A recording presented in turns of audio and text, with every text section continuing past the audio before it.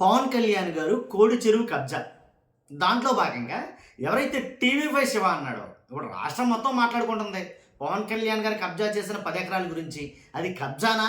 లేకపోతే పవన్ కళ్యాణ్ గారు ఎలా ఆయనకు వచ్చింది ఏంటనేది తర్వాత విషయం.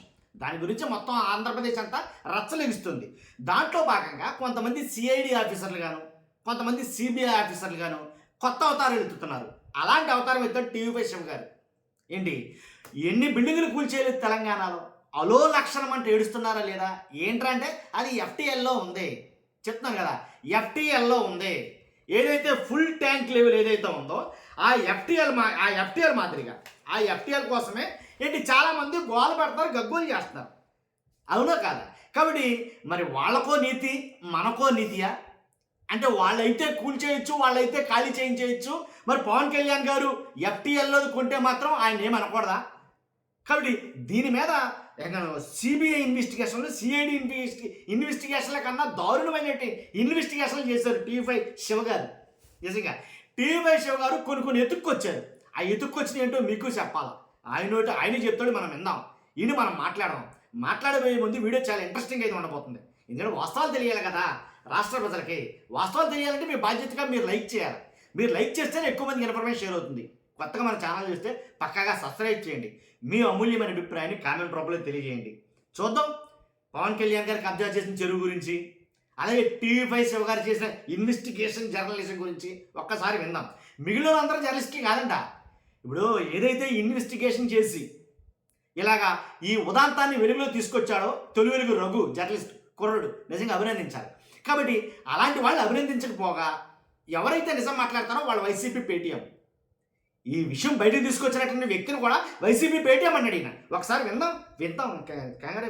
మీరు ఎండ వరకు చూడండి ఒకసారి.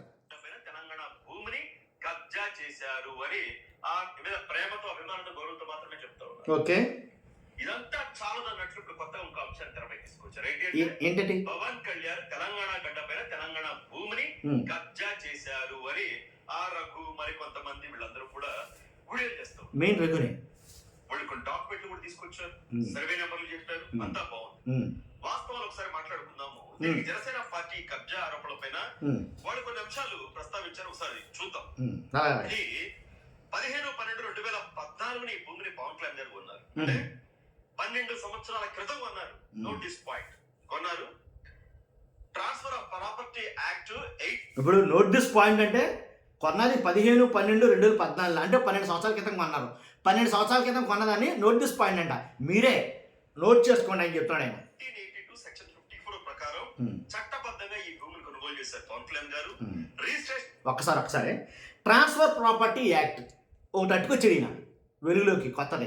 ట్రాన్స్ఫర్ ప్రాపర్టీ యాక్ట్ గూగుల్లో కొడితే ఎవరికైనా వచ్చేది. ఇది ట్రాన్స్ఫర్ ప్రాపర్టీ యాక్ట్ ఏంటి, ఏదైతే 1882 చట్ట ప్రకారమే కొనుగోలు చేశారంట ఆయన. మొత్తం అందరూ చట్ట ప్రకారమే కొనుగోలు చేస్తారు సార్. కూలి చేస్తున్నా, తిరగేసేస్తున్నా వాళ్ళందరూ కూడా చట్ట ప్రకారమే కొనుగోలు చేశారు. తర్వాత ఇంకోటి చెప్తాడు ఈయన రిజిస్ట్రేషన్ యాక్ట్ గురించి. యాక్ట్ 19 కొన్నారు. Transfer of property act 1882 section 54 ప్రకారం చట్టబద్ధంగా ఈ భూమిని కొనుగోలు చేశారు పవన్ కళ్యాణ్ గారు. ఓకే, రిజిస్ట్రేషన్ యాక్ట్ 1908 సెక్షన్ 17 ప్రకారం రిజిస్టర్డ్ సేల్ డీడ్ నమోదైంది. ఓకే, రిజిస్టర్డ్ డాక్యుమెంట్ అంటే చట్టబద్ధ యాజమాన్యానికి అధికారిక సాక్ష్యం. ఎఫ్టీఎల్ నిబంధనలు నిర్మాణాలపై వర్తిస్తాయి కానీ యాజమాన్య హక్కులపై కాదు.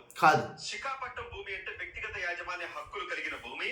దానిని ప్రభుత్వ భూమిగా చిత్రీకరించడం అజ్ఞానం లేదా ఉద్దేశపూర్వకం. మ్యూటేషన్లు, ఖాతా నంబర్లు, సబ్ డివిజన్లు అన్ని తెలంగాణ రెవెన్యూ రికార్డుల చట్టాల ప్రకారమే జరిగాయి. ఒక వ్యక్తికి ఒకే బ్యాంక్ ఖాతా ఉండాలని చట్టంలో ఎక్కడా లేదు అని వాళ్ళు ఒక నోట్ అయితే పెట్టారు. ఇది ఆంధ్రప్రదేశ్ లో ఓడిపోయిన కొన్ని పార్టీల కుట్ర. ఆ పార్టీలు కొంతమంది అసలు ఏం మాట్లాడతాడండి ఈయన? ఇదంతానంట ఆంధ్రప్రదేశ్లో ఓడిపోయిన పార్టీల కుట్ర అంట. అసలు ఈ విషయాన్ని వెలుగులోకి తెచ్చింది కనుక, వాస్తవంగా అయితే కనుక ఈ విషయాన్ని వెలుగులోకి తీసుకొచ్చింది జర్నలిస్ట్ రఘు అని, తొలి వెలుగు యూట్యూబరు. ఆ కుర్రాడు ఈ విషయాన్ని వెలుగులో తీసుకొచ్చాడు. ఎలా తీసుకొచ్చాడంటే కనుక ఎలక్షన్ అఫిడవిట్ చూసాడు. ఎవరిదే? పవన్ కళ్యాణ్ గారిది. పవన్ కళ్యాణ్ గారు మొన్న ఎలక్షన్లో పోటీ చేయడానికి ఒక అఫిడవిట్ ఇస్తారు కదా, ఎలక్షన్ అఫిడవిట్. ఆ అఫిడవిట్లో భాగంగా ఈ స్థలాన్ని ఏదైతే 10 ఎకరాలు ఉన్నదో ఈ స్థలాన్ని ఆయన దాంట్లో పొందుపరిచాడు. ఏంటప్పా పవన్ కళ్యాణ్ గారు చాలా ఆస్తులు పొందుపరిచిన వాటిని 10 ఎకరాలు ఏంటని ఒకసారి అతను చెక్ చేస్తే అతను క్రాస్ వెరిఫికేషన్లో తేలింది ఏంటంటే ఇది ఎఫ్టీఎల్లో భూమి. చచ్చింది గోరు అక్కడ, అర్థమైంది భూమి, ఇది ఎఫ్టీఎల్లో భూమి అని కనిపెట్టాడు. వెంటనే మనోడికి వెలిగింది, ఇదేంటిది ఎఫ్టీఎల్లో ఉన్నాయన్నీ మొత్తం కొట్టుకుంటూ పోతున్నారు. ఈరోజు ఇప్పటికిప్పుడు ఈరోజు 150 బిల్డింగులు 150 ఇళ్ళు కూల్చేస్తుంది హైదరాబాదులో ఈ ఎఫ్టీఎల్లో భాగంగానే. కాబట్టి కనిపెడితే అతను వెలుగులోకి తీసుకొచ్చిన విషయాన్ని ఇది కూటమి పార్టీల కుట్రంట. దీన్ని ఎలా మార్చేస్తున్నాడండి? నిజం ఎవడన్నా మాట్లాడితే ఎవడు మాట్లాడినా కానీ నిజం మాట్లాడితే మాత్రం ఆడు వైసీపీ పేటీఎం. సో అది వైసీపీ పేటీఎం అంటాడు. వైసీపీ వాళ్ళు ఏమైనా అందరినీ పెంచుతున్నారా నాకు తెలియదు. ఎవరికి 5 రూపాయలు ఇచ్చేది లేదా వాస్తవంగా మాట్లాడాలంటే కనుక ఎవరికి 5 రూపాయలు ఇచ్చేది లేదు. కానీ నిజం మాట్లాడుతున్నారా అంటే మన మనసులో ఏదైతే నిజం అనిపిస్తుందో మన మనస్సాక్షి తెలుసండి, ఏది నిజం ఏది అబద్ధం ఎవడో మనకు చెప్పడం అవసరంలా. అది ఏది నిజమని మనం అనుకుంటామో అది చెప్తే వాడు వైసీపీ పేటీఎం, వాడికి 5 రూపాయలు ఇచ్చినట్టే. ఒకసారి చూడండి మరి ఆయన ఏం మాట్లాడతాడు. ఇది కష్టపడి ఇన్వెస్టిగేషన్ చేసి ఆ కుర్రాడు వెలుగులోకి తీసుకొచ్చిన విషయాన్ని కూటమి ఏదైతే ఓడిపోయిన పార్టీలు, మళ్ళీ పైగా ఓడిపోయిన పార్టీలు ఎక్కడ ఏమున్నాయి అనకూడదు, నేను ఏమున్నాయి ఇక్కడ ఒకటే వైసీపీ ఓడిపోయింది. ఇక వైసీపీ కుట్రని అంటారా? ఇంకా ఎవడ మాట్లాడితే ఆడ ఇక వైసీపీ ఓడే. అజ్ఞానం లేదా ఉద్దేశపూర్వకం మ్యూటేషన్లు, ఖాతా నంబర్లు, సబ్డివిజన్లు అన్ని తెలంగాణ రెవెన్యూ రికార్డుల చట్టాల ప్రకారమే జరిగాయి. ఒక వ్యక్తికి ఒకే బ్యాంక్ ఖాతా ఉండాలని చట్టంలో ఎక్కడా లేదు అని వాళ్ళు ఒక నోట్ అయితే పెట్టారు. ఇది ఆంధ్రప్రదేశ్ లో ఓడిపోయిన కొన్ని పార్టీల కుట్ర. ఆ పార్టీలు కొంతమంది జర్నలిస్టుల పేరుతో, జర్నలిస్టుల పేరుతో వాళ్ళకి డబ్బులు పంపించి ఇలాంటి దుష్ప్రచారం చేస్తూ ఉన్నారు. పేటిఎంలు, గూగుల్ పేలు, ఫోన్ పేలు చేసి ఇలాంటి దుష్ప్రచారాలు చేస్తూ ఉన్నారు అని. ఏంటంటే ఇంత దారుణం, మరీ ఇంత దౌర్భాగ్యమా, మరీ ఇంత దారుణంగా దిగజారిపోవాలా, మరీ ఇంత నీచంగా దిగజారిపోవాలా అనేది నాకు అర్థం కావట్లా. గూగుల్ పేలు, పేటిఎంలు ఏంటి వాళ్ళకి చేయడం ద్వారా వాళ్ళు ఇలాంటివన్నీ బయటకు తీసుకొస్తున్నారట. అసలు మాట్లాడతాడా ఎవడన్నా అలాగా? అసలు మాట్లాడతాడా అంటాను అసలు ఎవడన్నా? కానీ సార్ మాట్లాడతారు, ఎందుకంటే ఈయన ఇన్వెస్టిగేట్ చేశాడు. వాళ్ళకి పేటిఎం చేశారని ఆయనకి గూగుల్ పే చేశాడని ఈయన ఇన్వెస్టిగేట్ చేశాడు. అదే కదా నేను చెప్పేది. చెప్పు. మీరు ఆ వీడియోలు సర్క్యులేట్ అవుతున్న వీడియోలు కూడా మీరు చూసి ఉంటారు. సింపుల్ గా అర్థమయ్యేలాగా చెప్పండి. ఇప్పుడు రంగారెడ్డి జిల్లా ఇక్కడ శంకరపల్లి జన్వాడ దగ్గర 10 ఎకరాలు కొన్నారు 2014లో పవన్ కళ్యాణ్ గారు. ఈ మాట్లాడే వాళ్ళతో ఒక పక్క కబ్జాని హెడ్డింగ్లు పెడతా ఉన్నారు, థంబ్నెయిల్ సెట్టింగ్ అని పెడతా ఉన్నారు. అక్కడ వెళ్ళామో ఇదిగో 10 ఎకరాలు కొన్నారు, రిజిస్ట్రేషన్ జరిగింది, డబ్బులు చెల్లించారు అంటారు. అరే చట్ట ప్రకారం రిజిస్ట్రేషన్ జరిగి ఒక 4-5 వ్యక్తుల నుంచి సేల్ డీడ్ పొంది కొన్నప్పుడు అది కబ్జా ఎలా అవుతుంది? అసలు ఏం మాట్లాడుతున్నాడు భయ్యా, నాకు అర్థం కావట్లేదు. అసలు తెలంగాణలో జరిగే తంతు అంతా ఇదే. వాస్తవంగాలో ఏంటి ఈఎంఐలు పెట్టుకుని, బ్యాంక్ ఈఎంఐలు పెట్టుకుని ఉన్న ఆస్తుల్ని అంతకుముందు ఏమన్నట్టు కనుక అమ్ముకుని, ఉన్న నగ నట్ర అమ్ముకుని, కొద్ది గొప్ప స్థలం కొనుక్కుని అక్కడ ఇల్లు కట్టుకుంటే అది అఫీషియల్గా రిజిస్టర్ అయ్యి దానికి మున్సిపాలిటీకి ట్యాక్స్ కట్టి కొన్ని సంవత్సరాలుగా 1-2 కాదు 10-15 ఏళ్ల బట్టి స్థలాలు వాటికి రిజిస్ట్రేషన్ పన్ను కట్టి రిజిస్ట్రేషన్ చేయించుకుని మున్సిపాలిటీ పన్ను కట్టి వాటర్ బిల్లు కట్టి వాటర్ ఏదైతే దానికి పన్ను కట్టి అన్ని పన్నులు కట్టుకుని సక్రమంగా ఉంటున్న ఇల్లు కూల్చేస్తున్నారు భయ్యా. మరి అలాంటప్పుడు మరి కొన్నారో మరి అది కబ్జా ఎలా అవుతుందంటే కొన్నా సరే కబ్జా అవుద్ది. ఎందుకని కబ్జా భూమి అది మీది కాదు, అది ఎఫ్టీఎల్ అంటే ఏంటో నాకు అర్థం అవుతుంది. అసలు ఒక్కసారి మళ్ళీ ఇందామా ఈ యాంగిల్ ఇచ్చాడు. ఈ మాట్లాడే వాళ్ళతో పక్క కబ్జాని హెడ్డింగ్లు పెడతా ఉన్నారు, థంబ్నెయిల్ సెట్టింగ్ అని పెడతా ఉన్నారు. అక్కడ వెళ్ళామో ఇదిగో 10 ఎకరాలు కొన్నారు, రిజిస్ట్రేషన్ జరిగింది, డబ్బులు చెల్లించారు అంటారు. అరే చట్ట ప్రకారం రిజిస్ట్రేషన్ జరిగి ఒక 4-5 వ్యక్తుల నుంచి సేల్ డీడ్ పొంది కొన్నప్పుడు అది కబ్జా ఎలా అవుతుంది? కబ్జా భూమిని కొంటే అఫీషియల్గా రిజిస్ట్రేషన్ చేయించుకున్నా సరే కబ్జా భూమి అయి ఉండి దాన్ని కొని అఫీషియల్గా రిజిస్ట్రేషన్ చేయించుకున్నా సరే అది కబ్జా భూమే. అర్థమవుతుందా మీకు? అది కబ్జా భూమే అవుతుంది.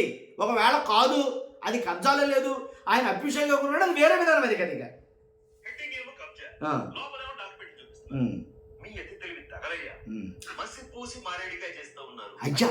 మేమేం చెప్తే నమ్ముతారు, మాకెంతో కొంత విశ్వసనీయత ఉంది కదా, మమ్మల్ని ఆంధ్ర సమాజం ఫాలో అవుతుంది కదా, లేదంటే తెలంగాణ సమాజం ఫాలో అవుతుంది కదా, ఏమైనా అబద్ధాలు చెప్పేద్దాం, ఏదైనా తేడా వచ్చిందనుకో మనం మాత్రమే నిజాలు చెప్తాం. ప్రతి ఒక్కడు కూడా అబద్ధాలు చెప్తారు. మనం మాత్రమే నిజం చెప్తాం, మనమే సత్య హరిశ్చంద్రులం. ఎదురు అందరూ కూడా అబద్ధాలే చెప్తారు. మన దాకా వస్తే గనక అది మాత్రం నీతి అయిపోద్దండి. మన దాకా వస్తే నీతి అయిపోద్ది, ఎంతటోడికైతే బూత్ అయిపోద్ది. ఏమి ఏమి జర్నలిజం అండి ఇది. తెలంగాణ పైన దాడికి అడ్డుపడేద్దాం, లేదంటే ఆంధ్ర పైన దాడికి అడ్డుపడేద్దాం. ఇప్పుడు వాడుతున్నారు. ఎవరైతే తొలి వెలుగు రఘు ఉన్నాడో, ఈ విషయాన్ని బయటికి తీసుకొచ్చాడో, అతనికి తెలంగాణ కార్డు వాడుతున్నారు ఇప్పుడు ఈ జర్నలిజం, ఈ జర్నలిస్టులు.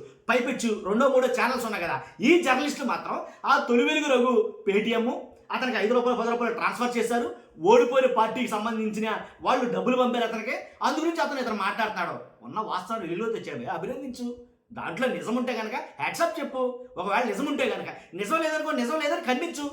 అది అబద్ధం చెప్పు, ఖండించు. అంతేగాని అతను వైసీపీ పేటిఎం, అతను గూగుల్ పే చేశాడా, భారత్ పే చేశాడా, ఫోన్ పే చేశాడా, ఇయ్యండియా చౌకబారు కబుర్లు. ఇలాంటి బ్యాచ్ కొంతమంది తయారైంది అనమాట. ముందు అబద్ధాలు వేసేస్తారు.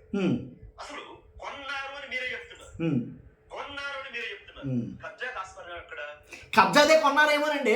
ఈయనకి అర్థం కావట్లేదు అసలు. కొన్నాడు కరెక్టేనండి, కొనకుండా ఎవరు ఊరికి రావు, కొనకుండా భూములు ఎవరికి ఊరికి రావు, కొన్నారు. కానీ ఒకవేళ కబ్జా భూమి కొన్నారేమో, ఎఫ్టీఎల్లోది కొన్నారేమో, ఎఫ్టీఎల్ అని తెలియదేమో. ఒకవేళ పవన్ కళ్యాణ్ గారికి ఎఫ్టీఎల్ భూమి అని తెలియదేమో, తెలియకుండానే కొన్నారు. హైదరాబాద్లో కూలుస్తున్న ప్రతి ఇల్లు కూడా రాసుకోవచ్చు మీరు. హైదరాబాద్లో కూలుస్తున్న ప్రతి ఇల్లు కూడా పాపం వాళ్ళకి తెలియదు. హలో లక్షణాన్ని కాళ్ళు పెట్టుకుని దండాలు పెట్టేసి అసలు ఏడుపులు, గగ్గోలు, పెడబొబ్బలు పెట్టేస్తున్నారు వాళ్ళు. ఎందుకని సంవత్సరాలు తరబడి ఉన్నారు. ఏంటి, భర్త రిటైర్ అయిపోతే వచ్చిన డబ్బులతోనో, లేకపోతే అప్పులు చేసో, లేకపోతే ఉన్న నగా నట్రమ్మి కొనుక్కున్న ఇళ్ళవి, కట్టుకున్న ఇళ్ళవి, ఆ ఇల్లు ఇప్పుడు వచ్చి సడాలు కూల్చేస్తా ఉంటే అది పోరంబోకు భూమి అని వాళ్ళకి తెలియదు కదండి. అదే ఎఫ్టీఎల్లో ఉందని వాళ్ళకి తెలియదు కదండి. కాబట్టి ఎఫ్టీఎల్లో ఉందో లేదో తెలియకుండానే కొనుక్కున్నారు వాళ్ళు. అలాగే కొనుక్కున్నారేమో పవన్ కళ్యాణ్ గారు. అది ఎఫ్టీఎల్ భూమో అవునో కాదో తెలియకుండా కొన్నాడేమో. ఇప్పుడు ఇది ఎఫ్టీఎల్ అని చెప్తే తెలిసింది తొలివేగులకు. రిజిస్ట్రేషన్ అయిన ప్రతి భూమి జెన్యూన్ అనుకోవడం పొరపాటే. 10 12 పడేస్తే ఇన్ని భూములు రిజిస్ట్రేషన్ చేసేస్తారు. మీ భూమి టీవీ5 శివ గారి భూమి అయినా సరే, ఆయన కొనుక్కున్నదైనా సరే, వేరే వాడు రిజిస్ట్రేషన్ చేయించుకున్న సందర్భాలు ఇన్ని ఉన్నాయి. ఏదో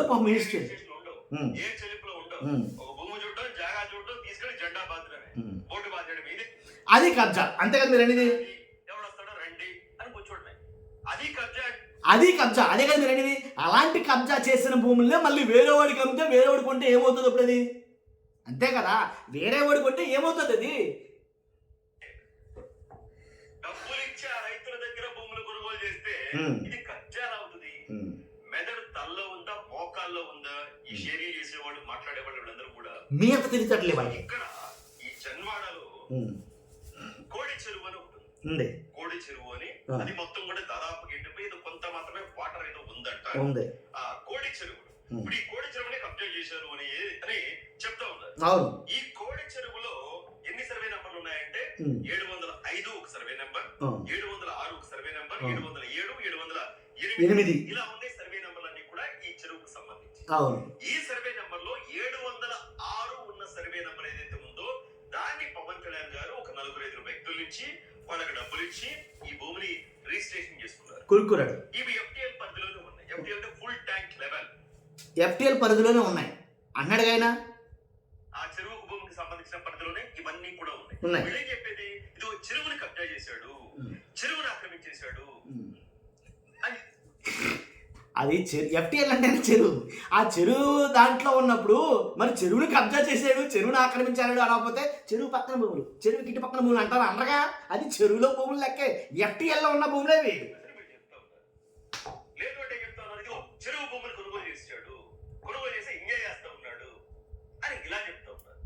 ఇక్కడ హైడ్రా ఏం చేస్తా ఉన్నారు, హైడ్రా కూడా టార్గెట్ చేస్తా ఉన్నారు. అంతే కదా అడుగుతారు. సో ఈ సర్వే నెంబర్ లో 706 సర్వే నెంబర్ లో కొన్ని సబ్ డివిజన్ చేశారు.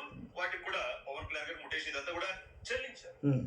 ఇక్కడ అందరూ చెల్లిస్తారు. ఏంటంటే ఎఫ్టీఎల్ లో కూడా ఈ చెరువు పరిధికి సంబంధించి భూముల్లో కూడా కనిపెట్టాడు. శిఖా పట్టాను ఉంటుంది, శిఖా సర్కారీ పట్టాను గూగుల్లో ఎతికేసాడు.